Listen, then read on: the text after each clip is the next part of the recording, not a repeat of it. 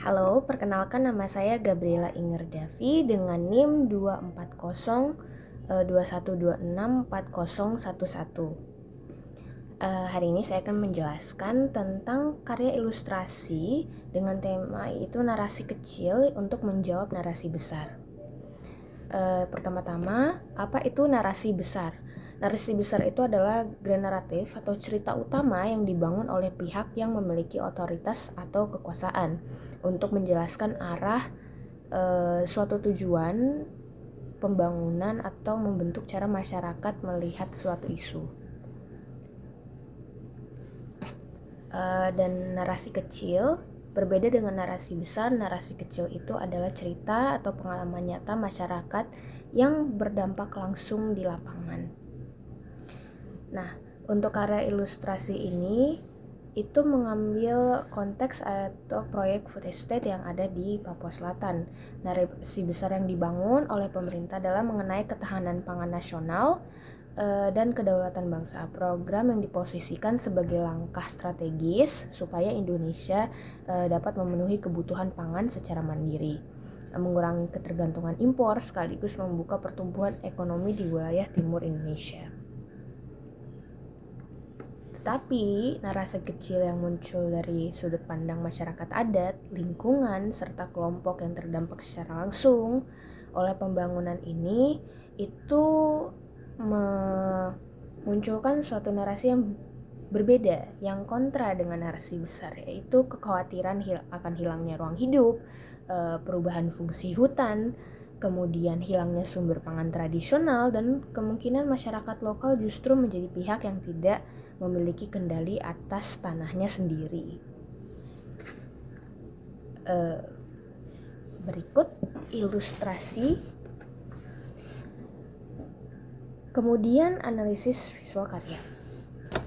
Dari komposisi, ilustrasi ini menggunakan ketimpangan skala atau exaggerate scale dengan figur laki-laki bersetelan jas yang digambarkan lebih besar atau mendominasi hampir seluruh bidang gambar, sementara figur masyarakat lokal digambarkan kecil dan ditempatkan di bagian bawah.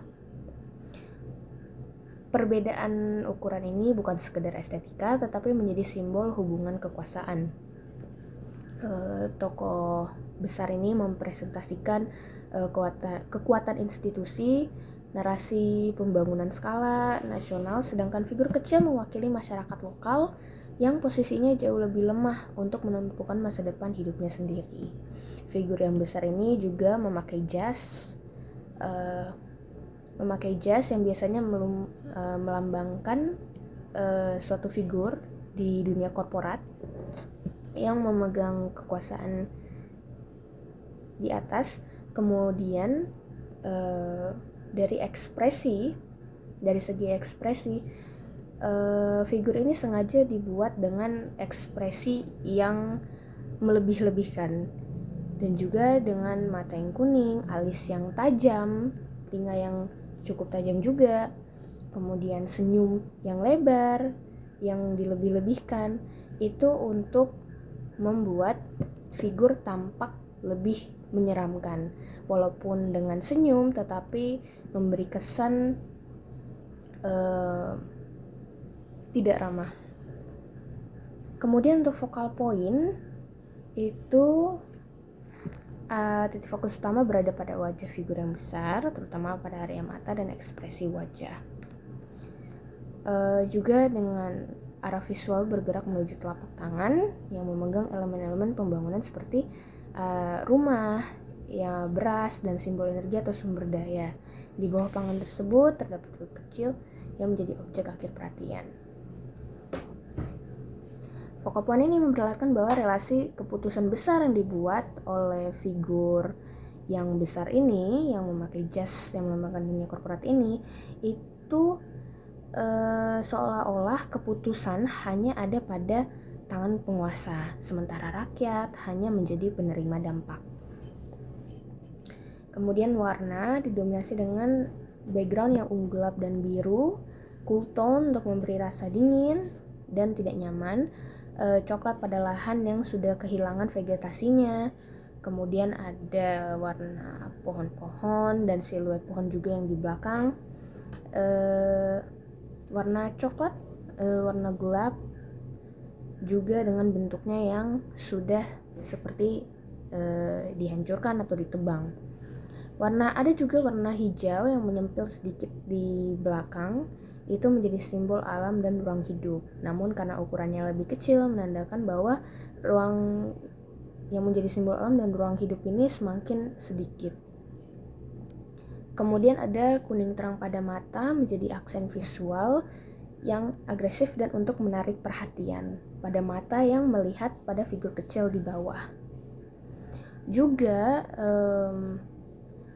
bentuk dari wajah dan mata ini juga dapat melambangkan mirip dengan visualisasi iblis pada banyak mitologi dan juga penggambaran iblis pada agama Abrahamik.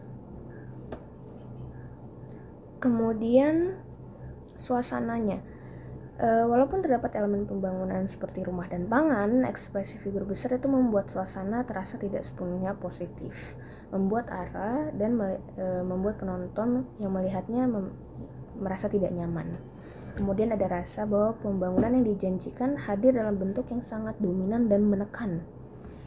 Karena walaupun tetap diberikan rumah di bawah figur kecil yang diberikan sepetak tanah, sepetak tempat tinggal dengan rumah yang kecil, juga dengan sembako berupa beras, gas, telur, dan kotak susu, itu tetap tidak sepenuhnya memberikan kebebasan atau rasa nyaman dalam tempat tinggal, karena di belakang lahan yang luas dan hijau itu malah dibuat mati dan dihancurkan. Juga figur kecil di bawah itu memberikan kesan bahwa kebingungan, yang adanya keterbatasan pilihan, dan posisi yang pasif terhadap perubahan yang terjadi.